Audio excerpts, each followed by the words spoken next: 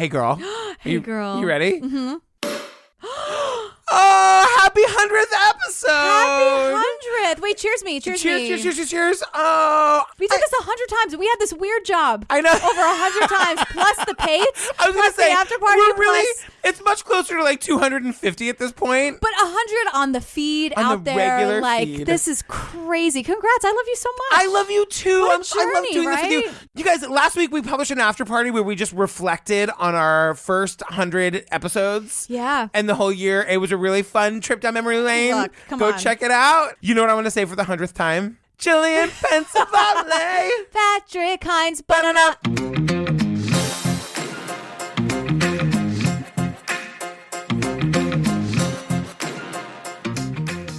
You guys, before we get to our 100th episode, just a quick reminder, we've got 2 live shows left this year. Toronto in September for the Just for Laughs Festival. And then on Saturday, October 5th in Brooklyn, we're teaming up with the guys from the Missing Maura Murray podcast and Maggie Freeling to do a whole episode all about Maura Murray. Yes. I'm really excited for that one. It's going to be crazy. I've already decided I have a costume. I heard you dropped that in earlier. I was like, what the? I know.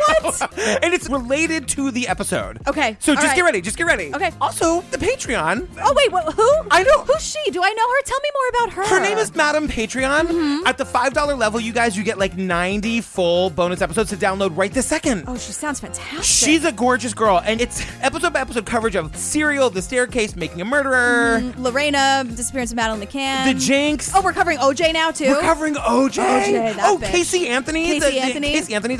You guys, there's so much we can't even remember anymore. Oh, it's so garbagey. I know. Not us necessarily. Well, not who knows, but mostly the people we talk about. Go to the Pates, check it out, see what level you're interested in. We like options here, so we're giving you options. Exactly. That's all it is. Exactly. That's all it is. Jeez. All right, we love you. Should we get to this? Yeah, take it easy.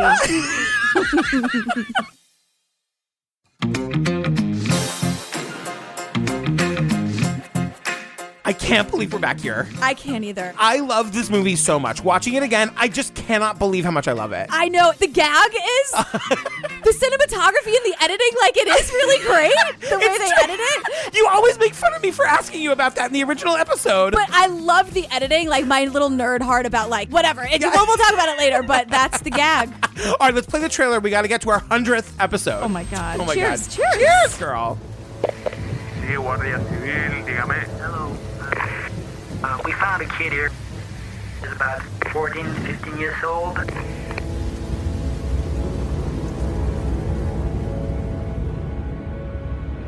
The thought of what somebody could have done to him, it gives you nightmares. He doesn't have no IDs, no documents on it. He's very scared.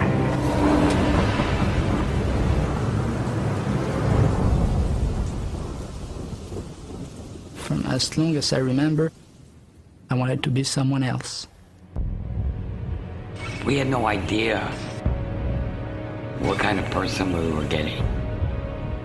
He had changed so much. There was just something wrong about it. I mean, who wouldn't see it? So we start with these home videos of Nick Barclay is missing. Don't get so excited about that. It's I know. so horrible. He's missing. You know what it is? It feels like we're seeing an Feels old like friend. coming home. It does. It really does. The imposter. I call him the imposter. I think we called him the imposter in the first episode too. Did we? Because we don't learn his name till later. Okay, so we learned that in 1994, 13-year-old Nicholas Barclay disappeared from San Antonio, Texas. Yeah. His disappearance never made the news, and we meet, his sister, his mom, his brother-in-law, his sister's husband. His hot brother-in-law. Can I say one thing? What? So one of the first things we learn here is that his mother tells us that his disappearance never made the news. It wasn't news to them. It was just news to us. No, he was an white 13-year-old boy. He was a 13-year-old Madeline McCann in San Antonio, Texas. Yeah, you cannot tell me that his disappearance didn't make the news. Or my other question that we never get an answer to, and I actually looked this up and I still can't find an answer to. When was his disappearance reported? Because that makes a huge difference about how much media coverage this gets. Yeah, I'm pretty suspect of this family. Yeah. So you know how we have a hero bell and a garbage bell? Yes. I'm just saying, it occurred to me today that maybe for this one episode, we could have a bullshit button. Ooh. We will not be the morning zoo. Like, we are not. I've said that from maybe not episode 1, but very early on. No, I will find a great sound and I will add it in post. So I just say bullshit button? Yeah, whenever we're going to do a bullshit button, we're just going to say it. All right. Do I get approval on what the sound is? Sure. And it only counts for this one episode. It's got to be quick because I'm going to say it a lot. Okay, totally. So it's got to be, it can't be like a wah wah. That's too much time. So I'm going to be like bullshit, bullshit, bullshit, bullshit. I'm thinking like a doorbell.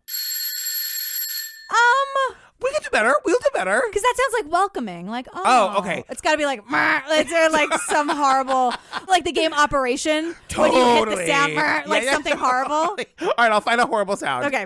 I'm just saying, I'm calling the bullshit button on the fact that his disappearance didn't make the news. He is the exact kind of kid, especially at that time, whose disappearance would make all the news, regardless of how poor they were. So bullshit button number 1. So now 3 years and 4 months after the disappearance of Nicholas Barclay, we're suddenly in Spain.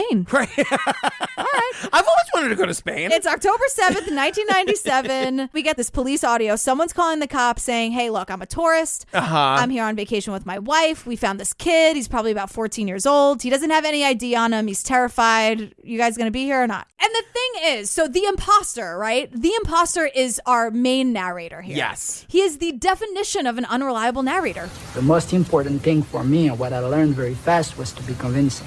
He's an imposter. Exactly. He's done this before. Spoiler. Right. It's called The Imposter. I'm just so sorry to break the news to you. But we're learning this all from him. And so we learn that, like, the cops seemingly immediately call the family in Texas without doing any investigation whatsoever. Right. And they're like, hey, we found Nick in Spain, like, sight unseen. And I'm just like, this is already suspect. I gotta also say, my favorite person in the world, Sister Carrie, she's not exactly sure where Spain is. Ecstatic, bewildered, Spain? Isn't that like across the country?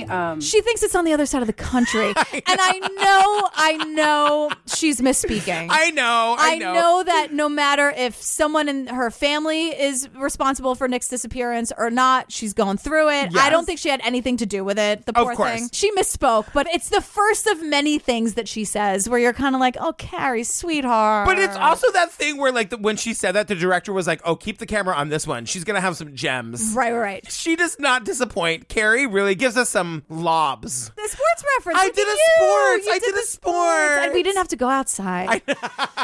So Carrie Gibson is the sister, right? Yeah. We meet Brian, her husband. Super hot. The cops are calling sight unseen, like, we found Nick. Carrie is saying all these words, and the mother Beverly, right? We meet Beverly too. And Carrie and Beverly are like, we were elated. Right. We couldn't wait.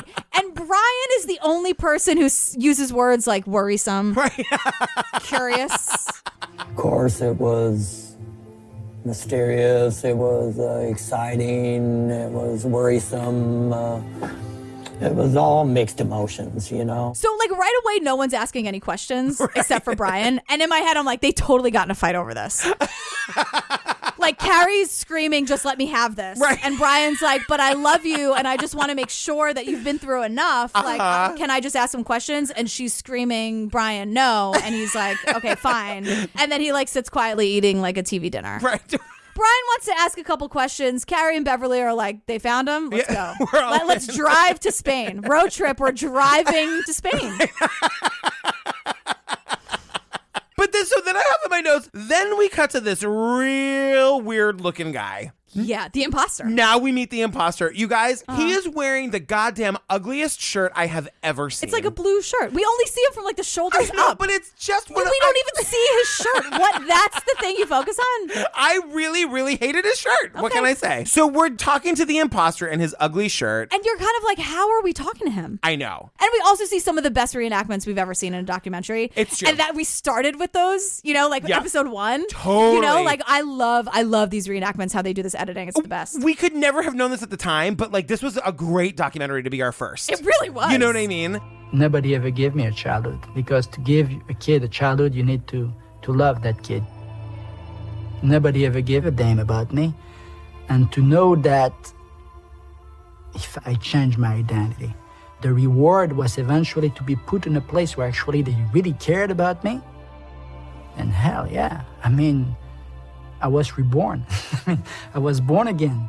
And he's now admitting that he's the one that was in the phone booth right from the start. He's like, the whole thing is fake, and I'm the one who made this whole fake story. He's telling us that, like, look, I'm a 23-year-old guy. I'm out in the cold. No one's ever loved me. I'm just trying to find a place where I could go where someone's going to give a fuck about me. I want to go to, like, a kid's home. Right. Like a shelter. And he's like, I've been doing this for a long time. And the thing is, I'm like, wow, is he this good at it? Because it's pouring rain. I'm like, did he, like, check the weather? Right.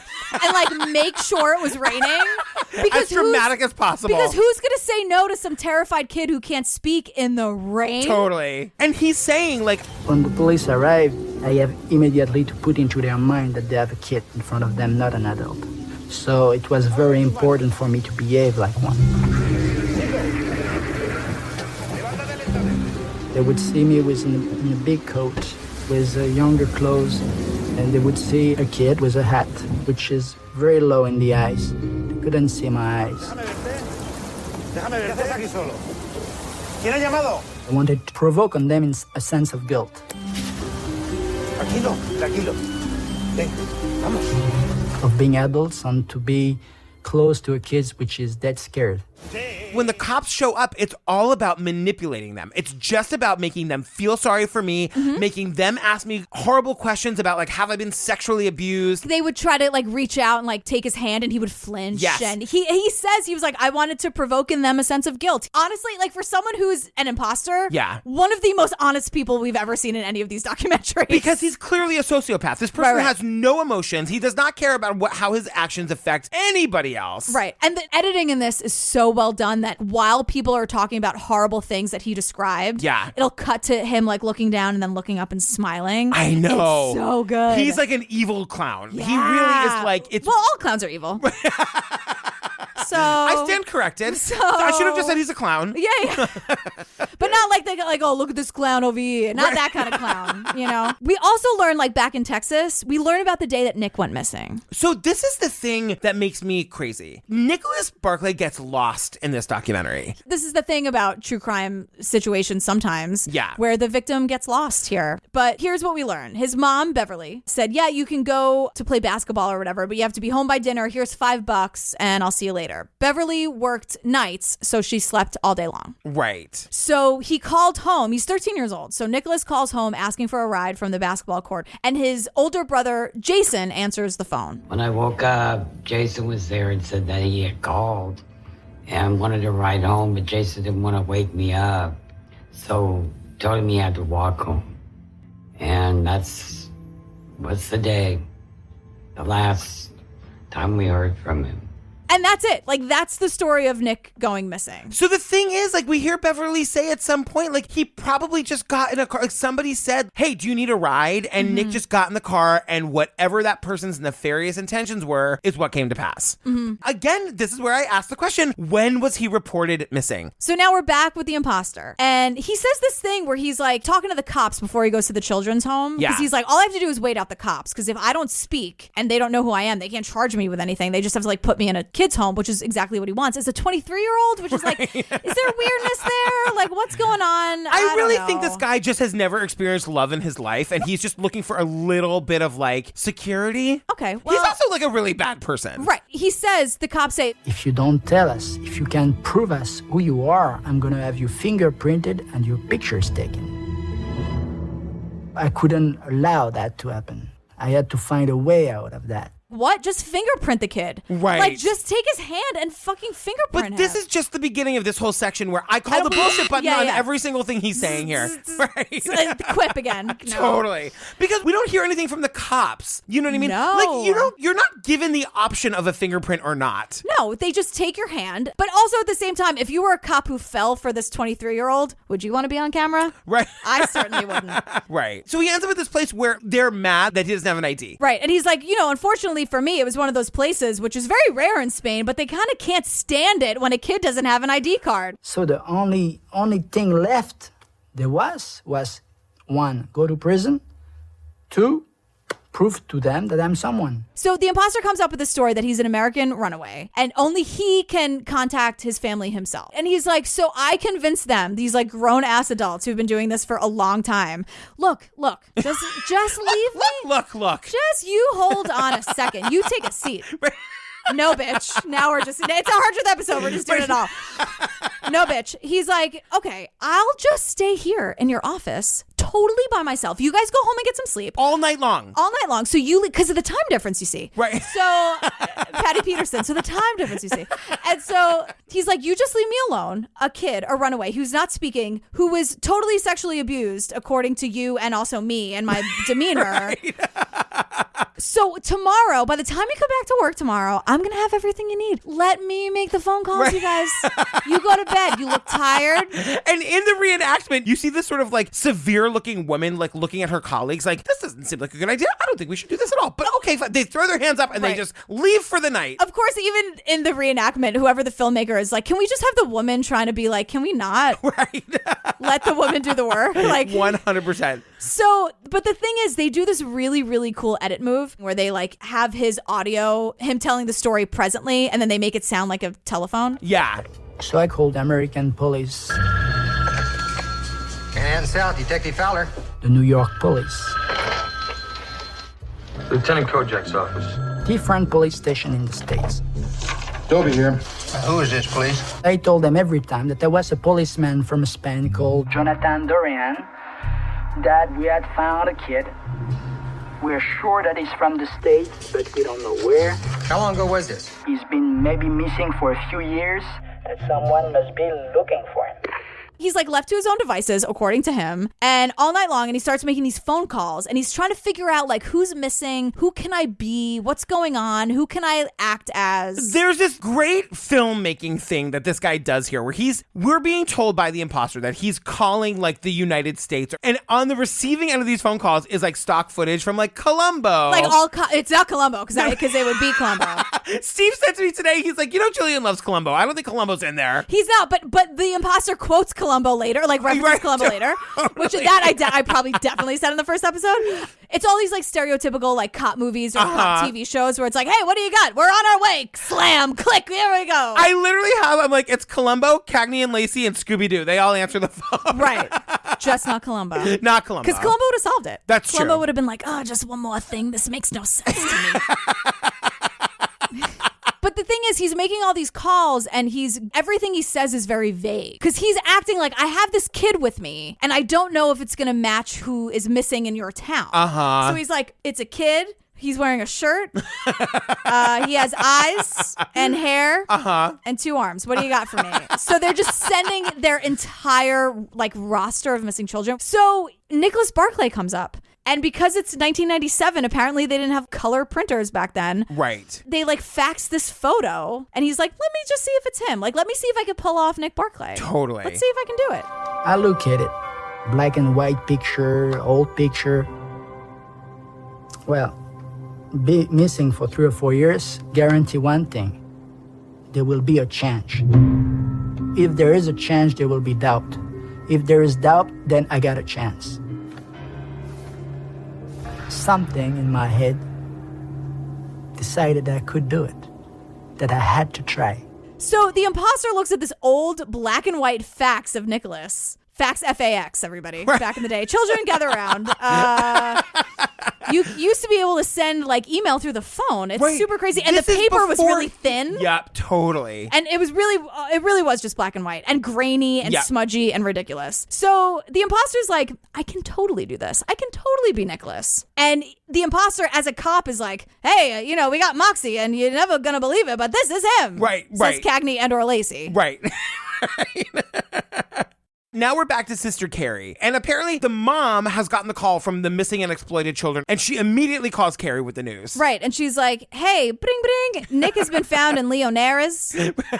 Look, I can't pronounce anything either. So I'm not going to shame them for that. So I'm like, okay, well, where in Texas is Leonares? Texas has a lot of small towns. And then she was like, no, Spain. I'm like, Spain? So Carrie calls the shelter. Of course. Carrie's like, I'm going to call the shelter and like talk to my brother. Oh my God. Carrie calls back. The imposter answers, pretending to be the policeman, saying Jonathan Duran. Like he has a name for it. And like a super American name too. Totally. What? And he's like, yep, I got your brother sitting right here. Unfortunately, he tells me he doesn't really remember anything about his old life. And he's so traumatized that he's not speaking, which is also a real thing that happens. Yeah. We were told he was held by some kind of like a sex slave kind of ring, and that he had escaped from there and that he was found wandering the streets. I wanted to hear his voice. No, absolutely. There was no way I was going to talk to her pretending to be Nicholas, because I wasn't Nicholas and she was his sister. So that would have been a risk, too big a risk for me. It's also really sad because this movie has moments like this where you're seeing Carrie getting really emotional, learning that like her brother was a sex slave and now he's safe and she just wants to talk to him. And then it cuts to the imposter and he's like chuckling about being nervous to like pretend to be Nicholas on the phone. Like, I'm not going to do it. And he's laughing. And I'm like, he's a monster. Right. Like he's a monster. So now we meet Special Agent Nancy Fisher of the local FBI. She's yet another FBI agent who says something very bluntly where I'm like, ooh, ouch. Nancy. Generally, when a child is missing for years, either the child is dead or the child is not found. And to find that child in another country is extremely rare. And she's like, either he's dead or just not coming back. And I'm like, oh, God, Nancy, Jesus. I get it, but ouch. Yikes. But she's also like, the possibility of finding the kid in another country, impossible. It just doesn't make sense. It never happens. But she falls under this. She believes the story eventually. So we'll get there. So the next day, back in Spain, the imposter the next day gets the actual color flyer of Nicholas Barclay. Where I'm like, wait, who sent him a flyer? At the children's home? How did he get it? How did he get it? I know. Regardless, he's like, shit. Right. Because he looks at it and he's like, okay, so this kid is like a super teenager. He's 23. He's super white. I'm super not white. He has blonde hair and blue eyes. Right. I have dark hair and like kind of greenish gray eyes. Right. Oh my God. This is just not going to work. And he's just like, fuck. There's, the only thing he had in common with me was that he had 5 fingers at each hand. And I said, fuck, let's burn myself. I burned the flyer. And if I could have burned the identity that I said, and every word that had been out of my mouth for the past few days, I would have burned them too. And then we meet this guy, the ambassador to Spain or whatever, and he's like, girl, we're coming to get you. And this is just spiraling out of control. And the imposter's like, I'm not in control of this anymore. Like, should we bail? Yeah, we're bailing. Yeah. Like, he's bailing. He takes off. But at this point, kind of like how you were saying, like, okay, so the news wasn't going to cover Nicholas Barclay's disappearance. But now that the U.S. Embassy is involved, they're like, an adorable white kid is missing. Right. All hands on deck. So the fact that the imposter thinks that he could run, he gets 4 feet. God didn't want me to leave this place. So now Carrie, Sister Carrie, as you call her, yeah, is on the way to Spain. And the imposter is told this, waking up the next morning, and he's like, oh, fuck. Now what am I going to do? So he's like, oh, shit. And then I realize, yeah, of course the sister's going to come. Of and course. Like, pick me up. Right. Then he's like, oh, wait, I look nothing like this photo. I look nothing like her brother. What am I going to do? So then we see Sister Carrie's perspective, and it's October 14th, 1997. She's talking about, and this is where I love her. She has led a simple life. She's never left the country. She's like, I don't even know what that entails, She says she gets on the plane and she tries to sleep, but that wasn't going to work. And then she gets to Spain. They have Coke there. They have Coca-Cola. We stopped for a Coca-Cola, which I thought was really cool. They had Coke there. This was the original TCO joke, because I remember this from the first episode. Is it all coming back to you now, Celine Dion? Because you said she thought it was real cool that they had Coke. It was real cool. I don't know. I have to listen to it again. And I don't mean to, like, she's been through a lot. She has. But it's like across the country. I know. Doesn't know what it entails. Can we drive to Spain? And then they had soda there. The worst offense of them all, did you notice this? She's smoking in the car all the way to the orphanage the entire way with the windows closed. And she's like, Who am I looking for? What do these people look like? Should they be in suits? Oh, damn, you can smoke here. Thank God. Oh, we could smoke in Spain? Oh, thank God. I'm like, girl. In Europe? Of course you could smoke in Europe. They insist on it. That's like, yeah, if you don't, you're the asshole. And okay, so this is where Carrie tells us a little bit about Nicholas. And look, I gave a lot of stuff a lot of gooks today. Nicholas was not a good kid. He had run away before for a night or two. Mad at mom, I'm leaving, I'll find a new mom, a new home, kiss my ass kind of thing. And he, and he would leave and she would hunt him down and find out where he is and he'd show up the next day. He was not, this perfect, nice, sweet, innocent. He was a very street smart city boy. all these home videos that we see of him, he seems very sweet. He's calling his sister beautiful. He's like, well, he was running the show though. Totally. In those videos. And I read this one article that this is not in the movie, and this would have been really helpful to know. He had gotten basically arrested for breaking into a convenience store and stealing shoes, and then he threatened a teacher with a knife. His like hearing on it was the very day after he went missing. So it's sort of, if that had been included, like that story makes sense that he would run away. Yeah. So Carrie gets to the home, right? And it's kind of cool because we're getting this story from Carrie's perspective and also the imposter's perspective. I thought this was so great. Yeah, because we see the imposter and he's like, I know she's here and I know that I'm going to have to see her at some point, but I'm absolutely refusing to come out of my room. And I'm going to have to speak. And the minute she sees me with my olive skin, like the minute she sees me, she's going to know I'm not her brother. And like hands down. Yeah, she's super nervous and, you know, she's in a foreign country for the first time. She's picking up her brother who she thinks has been a sex slave for the last 3 years. Right. And she's saying like, I saw him at the window and I waved. And I'm like, you saw who at the window? You saw the imposter? The best is that he finally knows he's got to come out of the room, right? Oh, I waited maybe 10 minutes. I knew I was about to lose everything. I knew that I couldn't wait no more, that I couldn't go away, that I couldn't just disappear. So I opened the door and I went down.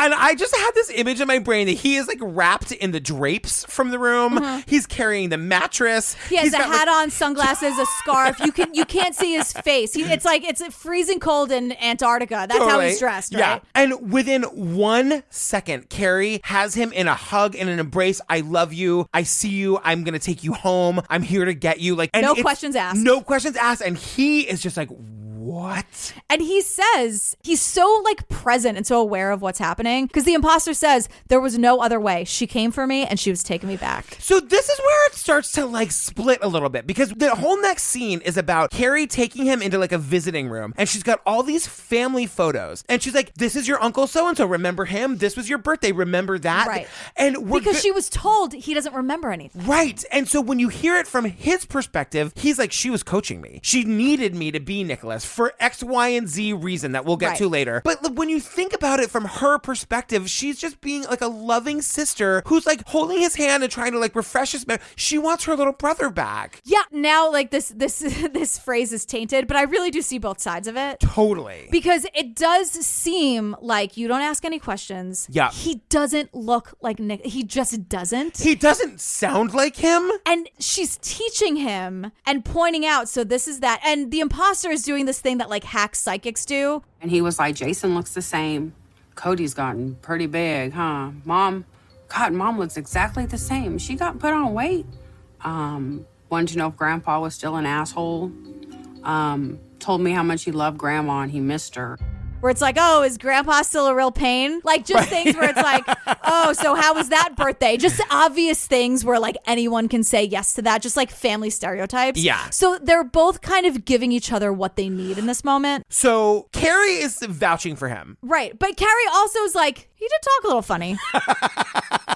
But I'll let it slide. And I'm like, Carrie, like even oh. I do think though that when you're a person who doesn't know how to talk to somebody who you know has suffered trauma, totally, you can make yourself believe that it could have changed them in any number of ways. And the thing is, trauma does that. Right. So the imposter, this is why he's such a sociopath and a bad person, because he's preying on all of the symptoms that not all of them, but some of them, not speaking. Yes. Not being able to remember things, taking on a different personality. He is preying on all of these things, and Carrie misses her brother and wants to save him and take him home. The one thing I will say is that they both tell us this story about how she like sees his nose. Nicholas, oh, and you were afraid I wouldn't recognize you. I would remember that nose. So I remember touching his nose and telling him, I remember that nose. You kind of look like your Uncle Pat.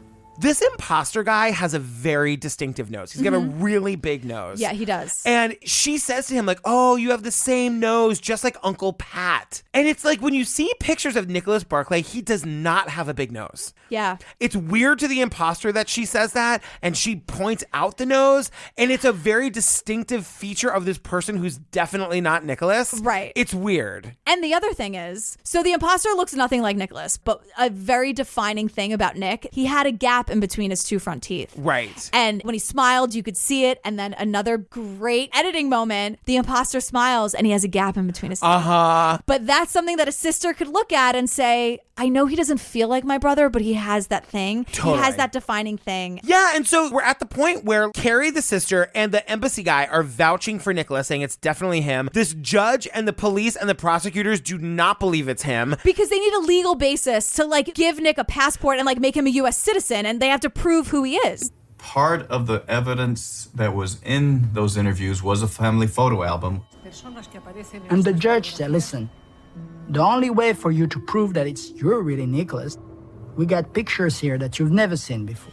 And so they're asking him all these questions about the photos, the very same photos that Carrie just happened to teach him. And she's like, who's that? Who's that? Who's that? And he gets 4 out of 5 right. On the 5th one, I made a mistake.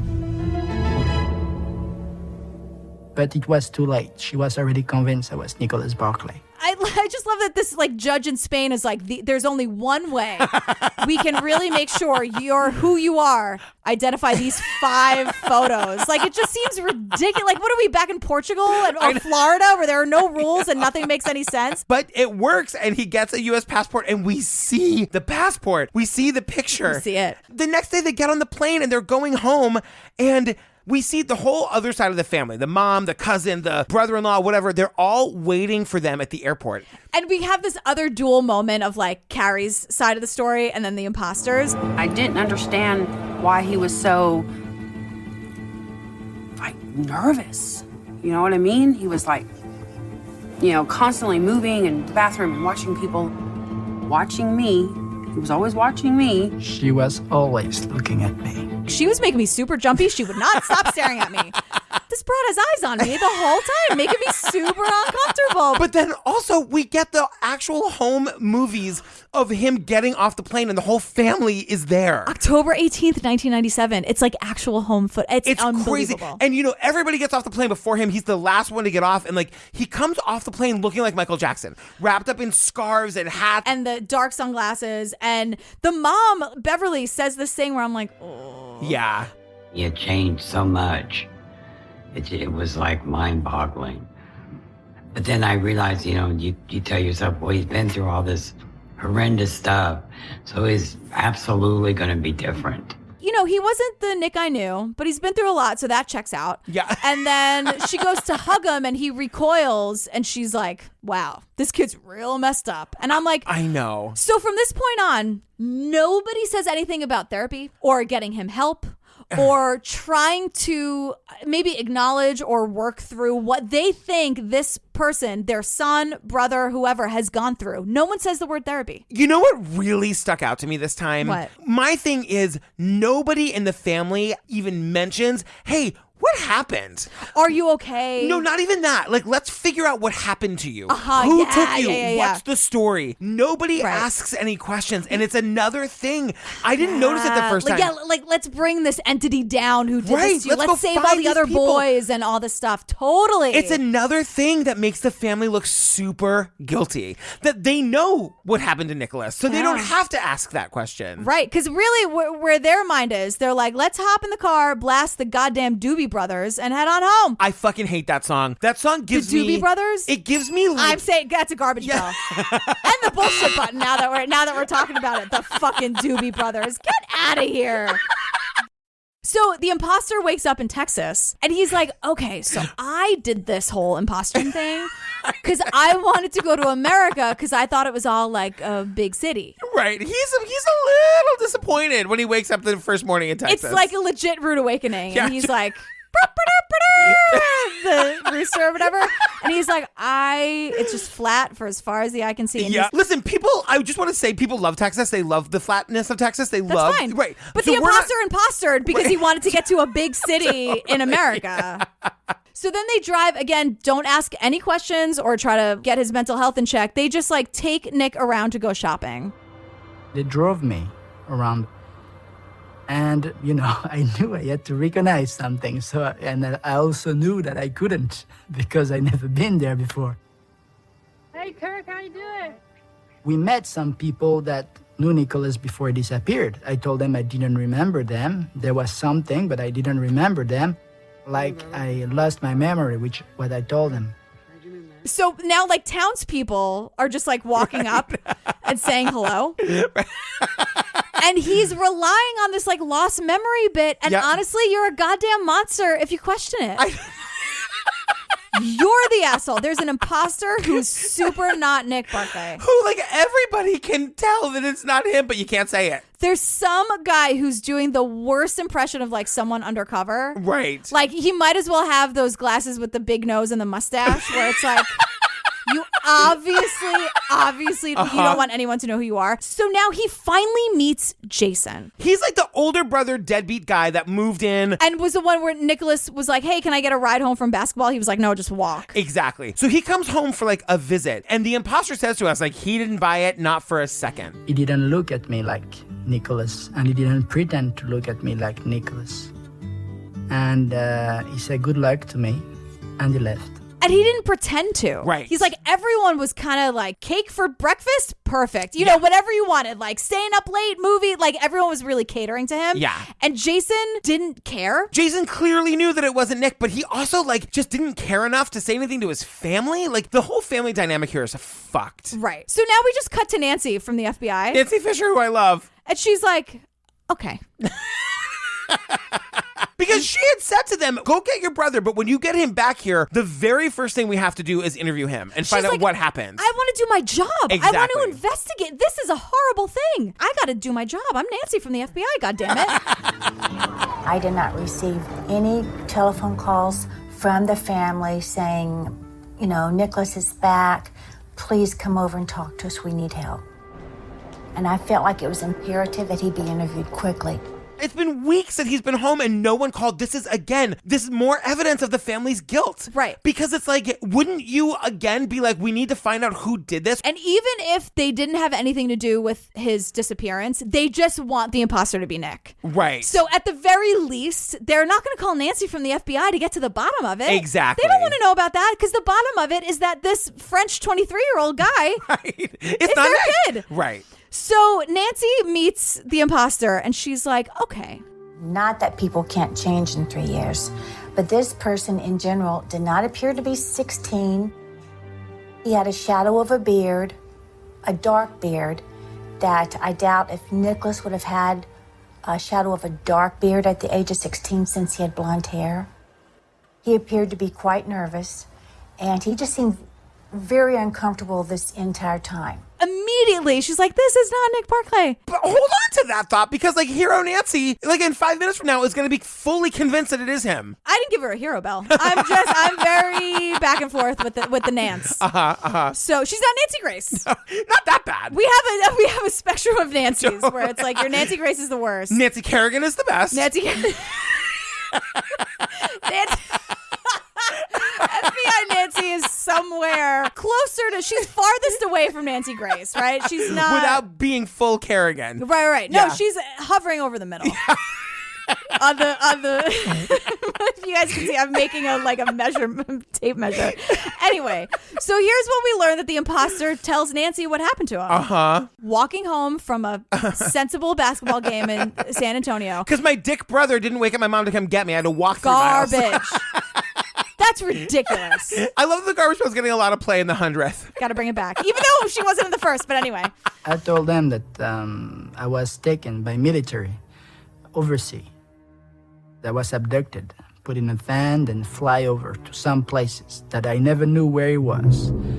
That we were kept in a room with different kids. They get chloroformed and they wake up and they're, in a place they don't know where they're at.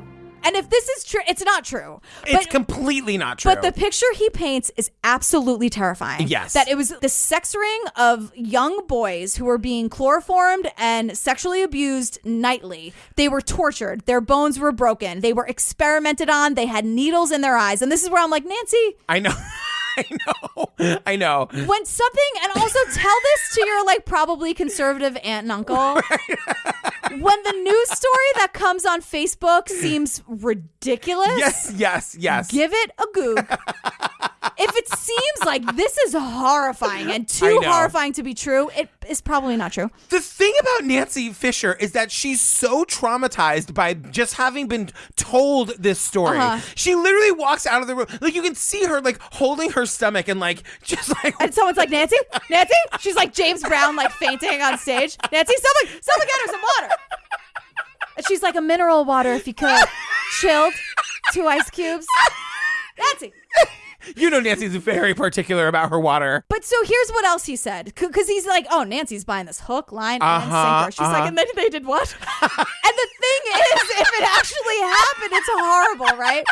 So then he's like, oh, I was also forced to speak all these languages, which is why I have an accent. And if I spoke English, they beat me. And also, I had to learn all these different identities, which is why I don't remember any of my family. And lastly, but most importantly, they dyed my eyes with a special solution after they put needles through my eyes. Oh my God, you guys. It's just unbelievable. And Nancy's like, how'd you get out? She's like, wow, oh my God, she can't believe it. And he's like, well, these he's like, well, thanks for asking, Nance.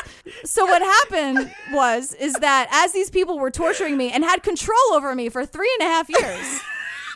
I'm just and needles in my eyes. Aunt Nancy in her office, just like, she has popcorn now. They did what? Wait, and then what? Nicholas, what? But she's fully invested. Hands on the desk, gripping the desk. The phone rings. She picks it up and slams it. She doesn't have any time. Bring, slam. Nicholas, what else did they do? The needles in his eyes. It's ridiculous. So Nancy bated breath on the edge of her seat. What happened next, Nicholas? He's like, well, after 3.5 years of holding me hostage and doing these categorically horrible things to me, I broke free and ran through one door and then another and then another and then another. And he ran through all of these like 6 doors. And then suddenly he was outside and realized he was in Spain. And he didn't run and make the phone call himself. He just like ran and took solace in a phone booth in the rain.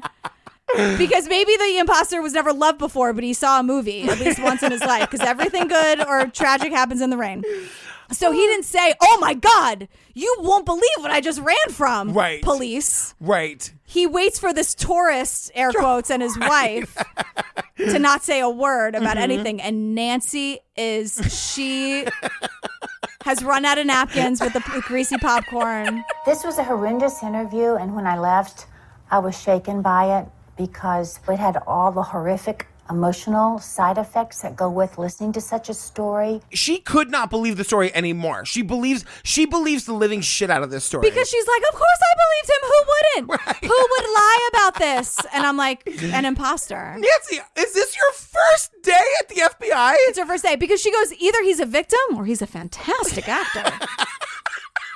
We got a lot of mileage out of Nancy today. I'm going with actor, my Nance. God. I'm going with actor. But now we got to talk about Charlie Parker. I know. And see, now I think I remember this, like not jazz legend Charlie Parker, private investigator Charlie Parker. Who is a legend in his own mind. Oh, totally. So this guy not jazz legend Charlie Parker. PI Charlie Parker is hired by Hard Copy to track this kid down because they want, like, of course it's Hard Copy. They want to do like an exclusive interview with Nicholas. Right. So Charlie Parker, not jazz legend, but legend in his own mind, Charlie Parker. It seems a little wordy to say every time. But he meets with Beverly, Nicholas's mom. Yes. And even though Nancy pulling her hair out, Nancy begged the family not to talk to the media.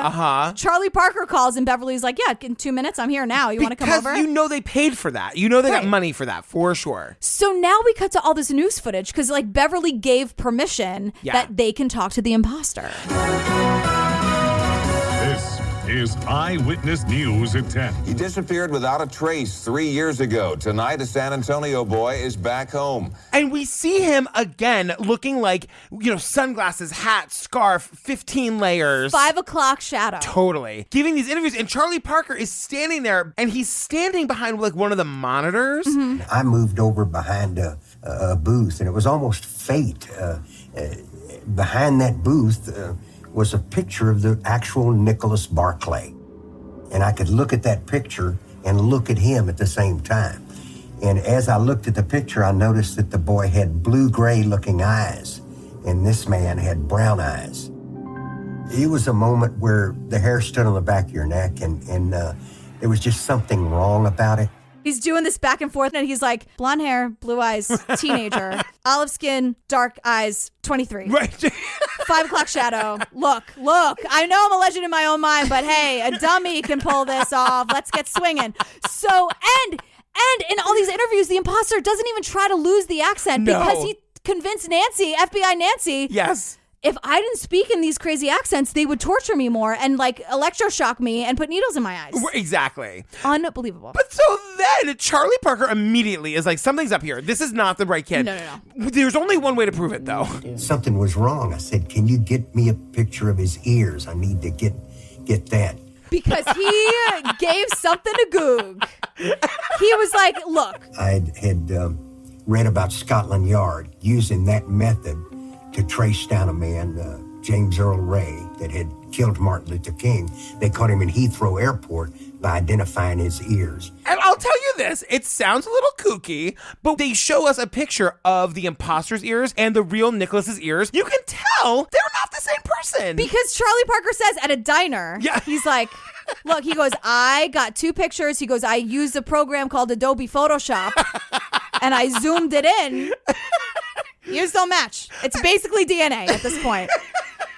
Yeah, so Charlie Parker is on the case. And he thinks that the imposter is like a super spy, which is like, Charlie, it's not that serious. Yeah, he does definitely go to 100 real fast, but it is kind of like, he's like, we live near an airport. This kid's going to bomb the airport. Like, this kid's a story with the military, like maybe there's something there. Because he's like, why would anybody do this? It's so funny, too, because it seems like just, to me, there's like 80 reasons why somebody would do this, but I guess it was a simpler time. Right, or not. Right. But Charlie calls Nance. Right, Nancy the FBI. Right, and he's like, Nance, how are you? It's me, Charlie Parker. Not jazz legend, but legend in my own mind. I'm calling you here, and look, the ears don't match, Nance. They just don't match at all. What are we going to do about it, kid? And Nancy's like, well, I don't know, Charlie Parker, legend in your own mind. The family says it's him, so I really don't know what me as the FBI can do about this. The family says it's him. And Charlie Parker, a legend in his own mind, is like, but Nancy the ears, Nancy, you got moxie, kid. We got to do this. We got to be swinging here. I just don't understand, because Nancy's like, hold on a second. Like, Nancy in her pure of heart. Yes. Like, can't believe, like, why on earth would you take in a stranger if you know in your heart and soul and bones it's not your son, brother, whoever? But remember 5 minutes ago, Nancy, when you knew in your heart and song and bones? Yeah, I said soul, but sure, whatever you gotta say. Nancy's the one who pointed out the 5 o'clock shadow, the tan skin, right. But at this point, she's like, it's definitely Nicholas. So, Charlie, don't interfere with a federal investigation. Right, because she says, why would you ever take in a stranger? Not just a stranger from this country, but a stranger from another country who speaks with a French accent. This has to be Nicholas Barclay. Why would you take in a stranger? Not just a stranger, but a stranger from another country. And not just a stranger from another country, but one who talks with a French accent. It has to be Nicholas Barclay, Charlie Parker. And I just have in my notes, Nancy, period. Nancy. You know what? You just got one tick away from Nancy Kerrigan, one tick closer to Nancy Grace. Look, I don't make the rules. I just made up this bit, but I don't make the rules. Now the imposter, who's 23 years old with a 5 o'clock shadow, starts going to high school. Because why not? Because we're here now. I finally succeeded to become a kid again, officially, with a passport, to have a second chance, to be able this time to go to school and to succeed this time. So now we just like cut to Charlie Parker driving around Texas, outraged. Just like, I'm like, he's going to get into a road rage accident. Right, totally. Because we have the imposter being like, I'm going to live in the life. I'm a 23-year-old in high school. The girls think I'm pretty handsome with the 5 o'clock shadow. Nancy totally believes every goddamn word I say. And somewhere Charlie Parker is screaming at the top of his lungs in like some Camaro or whatever, which I assume he's driving. I expected him any day to to blow up something at the air base or do something at the Army base. So Nancy decides, okay, look, we're just going to get to the bottom of this once and for all, because this is definitely Nicholas. We're going to take him to Houston, where we're going to get some forensic testing done. Dr. Bruce Perry. We meet Dr. Bruce Perry. The imposter comes in and sits down with this doctor for 5 seconds, and the doctor's like, yeah, there's no possible way this could be Nicholas. I introduced myself, and as he spoke back, immediately something in me just said, this is not right. There's something wrong here. If he had a garbage bell, he'd ring it. Because his basic point is, there's no way that this kid could have grown up in an American household where they spoke English and not be able to speak without a foreign accent now. It's just impossible. Because he's like, let me talk to you about some physiological reactions to trauma, where it's like, this guy can talk the talk, but he's really not walking the walk. He's talking about like eyes being dilated and things that happen when people are talking about trauma they've been through, especially being like a sex slave with needles in your eyes and all this stuff. Totally. The doctor's like, what are you wasting my time? I'm $600 an hour, Nancy. I don't know who he is, but the person I was interviewing could not have been Nicholas Barclay. Well, so Nancy's like, oh. Okay, the worst scenario just showed up, and I don't like that. Well, I guess if Dr. Fancy Pants says that he can't possibly be Nicholas, he's not Nicholas. So I've got to call Sister Carrie and be like, you in danger, girl. Right. And Nancy says something. Remember we were talking about misspeaking? Yes. Like going across the country to Spain? Yes. Nancy does one of those. This investigation did a 90-degree. It just went from one place all the way up to another. This case did a 90-degree. And I'm like, I don't. Oh, it's Nancy. 180, right? Oh, sweet Nancy. It's 180. Yes. Right? Okay. So Nancy calls Carrie and she's like, Carrie, we're in Houston. We're coming back. Do not be at the airport. She's like, cannot stress it enough. Right. It's the most serious thing that's ever happened. Like, really, in your life. Like, you thought your brother was home safely. Yeah. Now that's not the case. Please, I'm telling you, I'm Nancy from the FBI. Do not show up to the airport. And Sister Carrie's like, okay, fine. I won't be there. Fine. Just get off my dick about it. Like, I won't go. Guess what happens? We fly back into San Antonio, and there's Carrie standing there. What? Who shows up at the airport? Carrie. Like a dummy.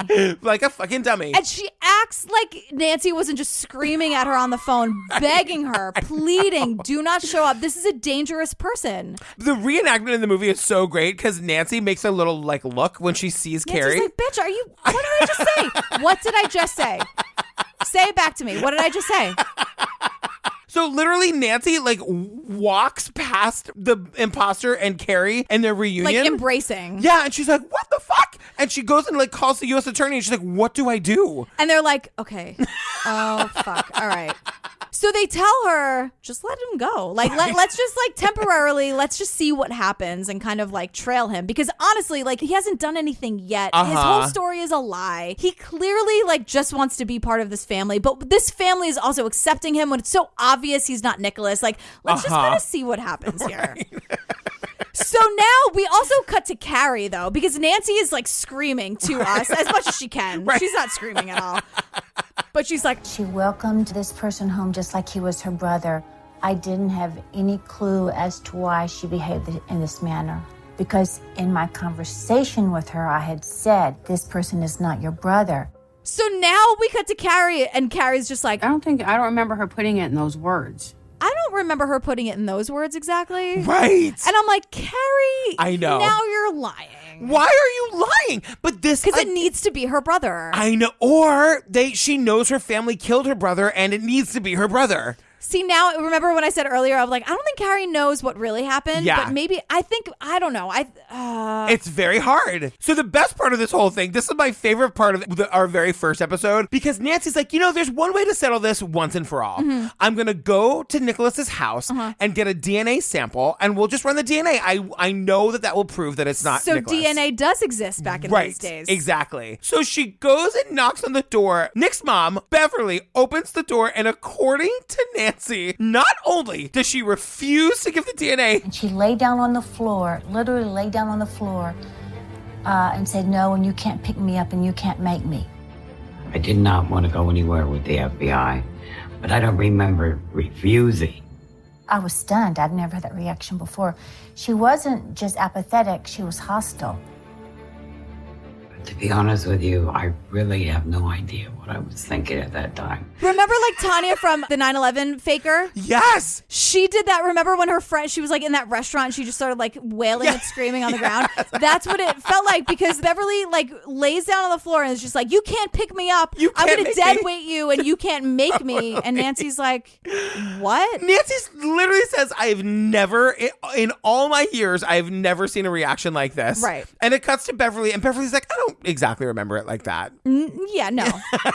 So this changes everything for Nancy. She's like, oh, you mean screaming, refusing to give her your DNA? Right. You can't make me. You can't make me. Yeah, Nancy finally woke up. Yeah, she knows that they all know more. And she's like, if they're accepting this imposter, they have to have something to hide. Like, why would they be doing this? And so Charlie Parker, not the jazz legend, but the legend in his own mind, tells us.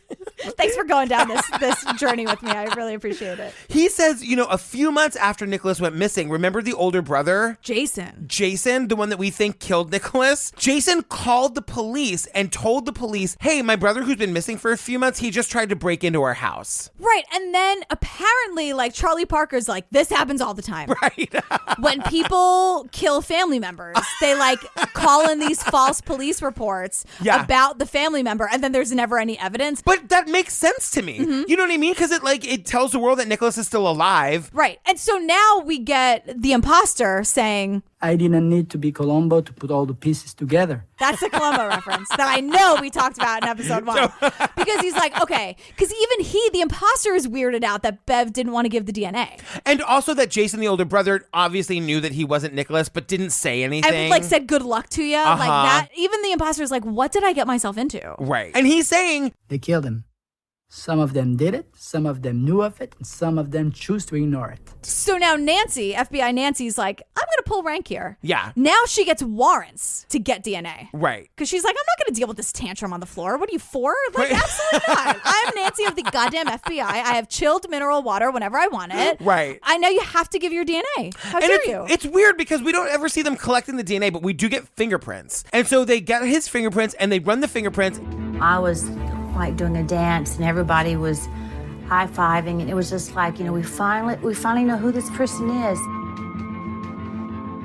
And my heart was beating fast, just like it is now thinking about it. And I said, who are you? He said, I'm Frederick Bourdin, and I'm wanted by Interpol.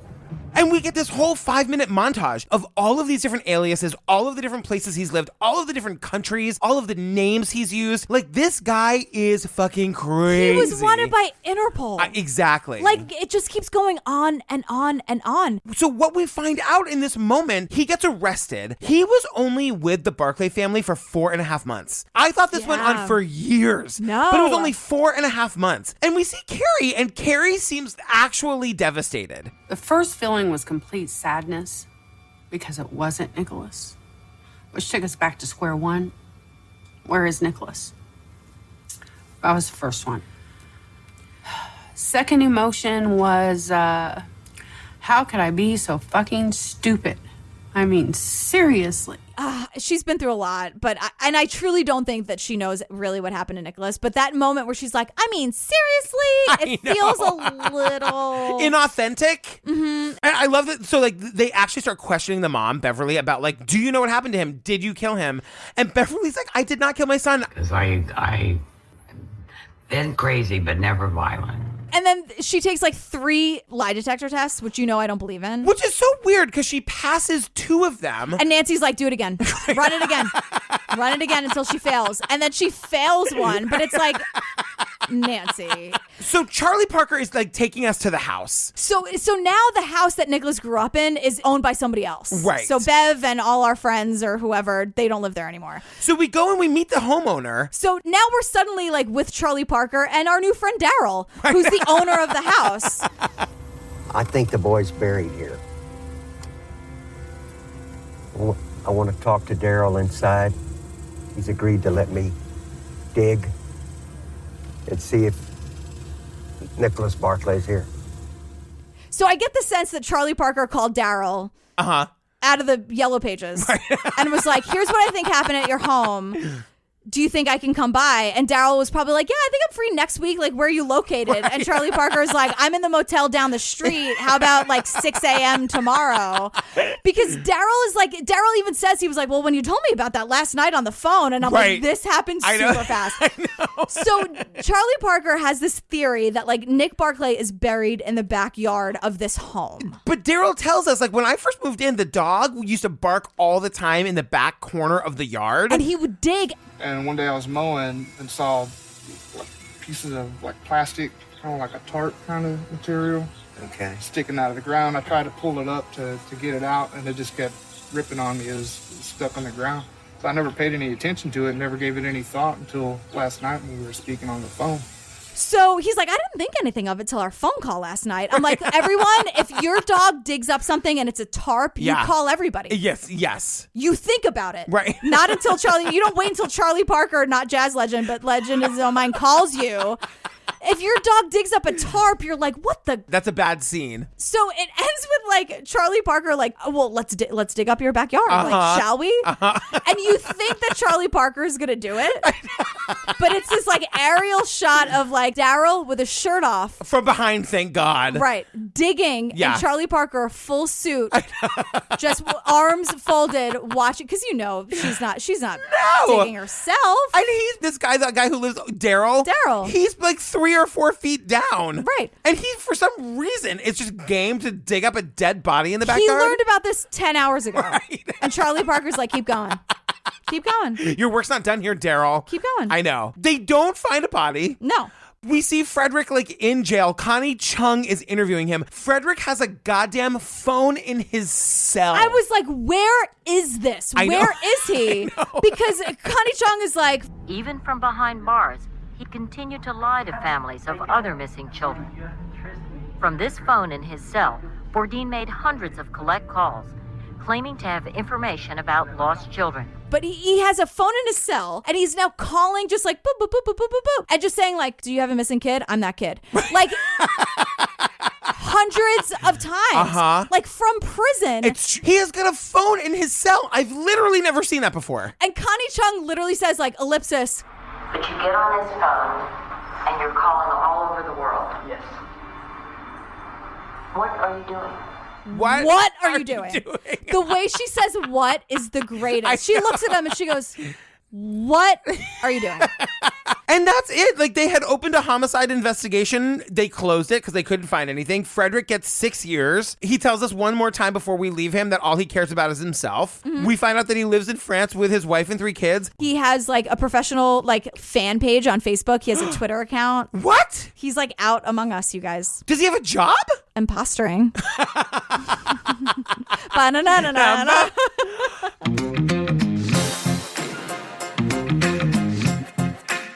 Girl, we redid it. We reduxed it. We reduxed it. Yes. Oh, that was amazing. That was really fun to do. That was like my favorite recording we've ever done. Really? I think so. That was really, really fun. Yeah, it was really fun. You guys go listen to our first episode and tell us how it's different. We have not listened to it. And now we're gonna. Now we have permission to go listen back. Yeah, because we're gonna then do an after party down like in a week or so. I'm gonna sweat the whole time. It's gonna be so like horrible to listen to. Oh my God. You guys, we love you so much. Don't forget, 2 more chances to see us live this year. Mm-hmm. Toronto in September and Brooklyn in October. Yep. That Brooklyn show's with Lance and Tim and Maggie where it's all about Maura Murray. You need a passport to get to both places. That's exactly right. Those tickets are going really fast. Our live shows are so fun. I really can't tell you. You're not just sitting there watching a show. It's a show and a half. All right, since it's our 100th, yeah. I turn around. Girl, what are we doing next? You guys, next we are doing Oxygen's The Disappearance of Susan Cox Powell. Ooh. People have been asking for this for forever. I know. Here's how we're going to do it. It's 2 episodes, so we're going to do 2 episodes. Mm-hmm. So the first one will come out on the regular feed next Monday. On the Patreon feed, you'll also get the second one right at the same time. Ooh. And then it'll be the regular episode the following week. Oh, that sounds fun. Yeah, it's just a little nice thing to get the Patreon fam, both episodes at the same time. Yeah, the release schedule sounds fun, not the story. Right. Just want to be clear about that. Where can they find us, girl? TrueCrimeObsessed.com for, episodes and codes and live shows and the pates. All the pates. And all that stuff. And they can find you, Patrick Hines, on the Twitter and at Patrick Hines _ on the Insta. That's right. You're so good. And they can find you, Jillian, with a G on all the things. There you go. And you guys don't forget the Patreon. You give 85 full bonus episodes to get right this second. Mm-hmm. It's patreon.com/truecrimeobsessed. Go check it out. Stay tuned for the preview for the disappearance of Susan Cox Powell. Our hilarious and fun outtakes. Yum. We love you. Bye. Bye. Oh, this is so fun. Happy 100. Happy 100, girl. We did it. Oh my God. All right, bye. Bye. It's a weird job, but we love it. We do love it so much. There was a lot of turmoil in this house. It's eerie to think something happened here, really right where I'm standing. Susan Cox Powell, who was beautiful. She had these young boys, and then she just disappears. All of her friends say she would never leave her children. When's the last time you've seen her? Josh tells police he took their 2 young sons camping at midnight in sub-zero temperatures. Who would take their kids out camping at 2 o'clock in the morning, a 2-year-old and a 4-year-old? She told me that she was considering divorcing him. If something happens to me or my family, covering all my bases. I had no doubt that he was responsible. However, I could not prove it.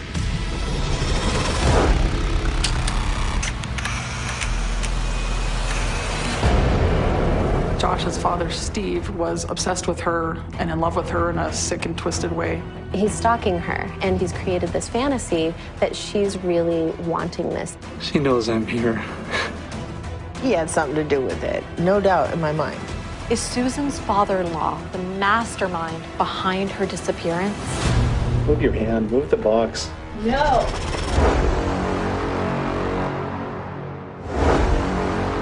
So, here we are, daddy and daughter. It was this harassment campaign. There's nothing that could ever excuse what the police did to our family. It was unbelievable watching this thing unfold. I mean, how do you not be affected by it?